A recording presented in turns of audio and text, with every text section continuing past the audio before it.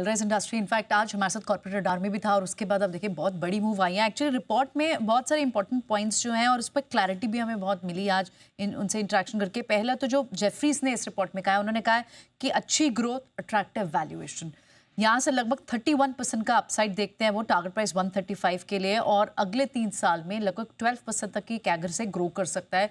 Belrise actually इसका एक बड़ा जो कंपोनेंट आता है, 67% इसका रेवेन्यू आता है टू व्हीलर सेगमेंट से।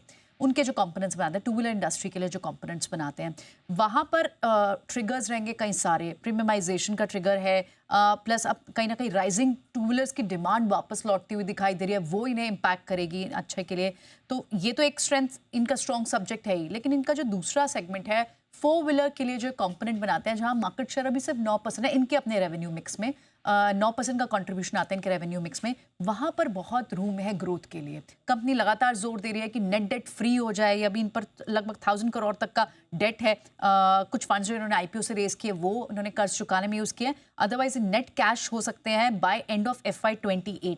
तो ये सारे 3 पर्टिकुलर बड़े ट्रिगर्स डिफरेंट जोन्स में, टू व्हीलर में, फोर व्हीलर में और एक्सपोर्ट फ्रंट पे दिख रहे हैं जेफरीज को, जिसके चलते उन्होंने अपने बेस केस में सिर्फ 31% का अपसाइड दिया है। अपने बुलिश केस में तो उन्होंने 50% तक का अपसाइड दिया है। तो स्टॉक में आज अच्छी मूव दिख रही है।